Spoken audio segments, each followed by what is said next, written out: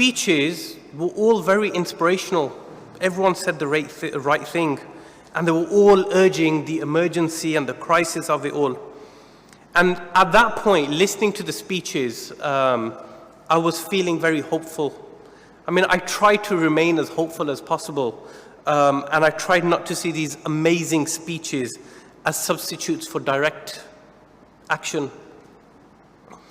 And for me, the most inspiring moment at this point was listening to Mia Mottley, the Prime Minister of Barbados. And if you haven't heard it, I would strongly suggest it's an 8-minute speech. Just Google Mia Mottley, COP26, and listen to her speech. And her speech was directly after Prince Charles, I believe. And her speech was perfectly delivered and incredibly powerful.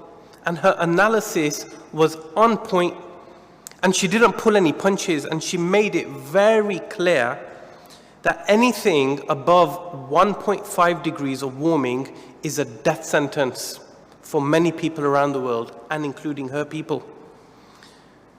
And I was deeply moved by hearing her, but I also couldn't help but feel a little depressed that a country like Barbados, which has clearly been the victim of colonialism, is now pleading for its survival from the same neo-colonial powers. And another particular highlight for me was sharing an official Green Zone panel discussion with my friends from the Christian, Buddhist, Sikh, Hindu and Quaker traditions. You know, a project facilitated by the Faith for the Climate Network. And having worked with each other for a number of years, I felt a sense of pride to be sharing a global platform and speaking about the joint achievements about how our faiths contribute towards carbon neutral cities, and something which Footsteps has led on for a number of years. And I have to say, I was also immensely proud of my 7-year-old son, whose message I was able to play to world leaders. Use your influence to hold local authority and government agencies to account on climate and biodiversity targets, whether that's local or national or global. And above all, work with other groups and individuals, both faith and non-faith, who are committed to the cause. So let's use our power, influence, and access to call for climate justice and for a fair, equitable, and prosperous future for us all. Thank you very much.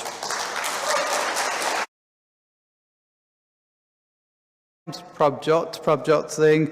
I am one of the co-founders for Ecoseq UK. Ecoseq UK is kind of a collective strategy from the Sikh faith to kind of get the Sikhs involved in the environmental. So one of the things we've tried to do from Ecoseq perspective is we've marked 14th of March every year as a Sikh Environment Day. And that is just to start getting people thinking, putting that in their calendars. We're trying to get the schools, the Sikh ethic schools, the Punjabi classes in our Gurdwaras to have 14th of March as Sikh Environment Day in their calendars and do an event during that week, during that day, teach our children early, get them involved, take them outside. I've had examples where we've taken children out to plant trees, and as soon as they start digging and they plant a tree, there's that connection straight away with nature, and they're like, oh, you know what, I'll plant that tree, I'll come back, I'll look after that tree. Take them out in the environment. You know, before this age of technology and screens being in front of us at all times, this is what we did. We were outside, we were playing in the dirt, and that's, I think, where we need to go back to. We need to take our children back outside. Don't let them sit in front of those screens. What does looking at the environment teach me about my faith? What new insights does that give? And I think that's really important. More up to date, I've been living and working in Spark Hill for the last sort of 15 years, and more recently working with St Christopher's around Eco Church. So we've got a silver award. That's partly because a lot of work that's already been going on, and we've just packaged it up and submitted what we're doing. And I really sort of commend those sort of schemes of your place to worship, having a plan, getting agreement with your ruling body, and beginning to chip away. And one of the biggest issues we found at St Christopher's, and we're only just beginning to work at it, is the lifestyle bit. We've changed the light bulbs, we've got community outreach helping people, we're doing biodiversity surveys, but what's it mean for our lifestyle and work as a faith community? Climate outreach says that a lot of people who are very energetic about this agenda are basically activists. Nothing wrong with that. That only makes up 13% of the UK population. So the challenge is to reach other groups who may not want to glue themselves to something, but do sort of want to do the environment, but want to do it on their terms. And the good news is, most studies say you only need about 25% of the population to be active in this arena to influence the other 75%. So some quite interesting stuff about recognising the group we're in our faith community or in the wider community, but then also how do we engage and reach other groups? And it doesn't have to be everyone, but it has to be more people outside the group we're in. So that's one lesson. And the second lesson is we don't need to change everybody, just enough to get momentum going. My name's Ruth Tetlow and I'm the convener of what we call Footsteps, which is the short name for Faiths for a Low Carbon Future. It's a multi-faith group that we set up in Birmingham last November, the time of the Climate Change Summit in Paris, to tackle environmental issues, and particularly climate change, and to campaign and educate people about the issues around climate change. And moving on now to Project 4F. So this is Faiths for a Fair, Low-Carbon Future, with an emphasis on the word fair, because the three things that we have on offer is to help faith buildings reduce their energy use and energy bills. There are whole building energy assessments and then small grants to help with the first measures.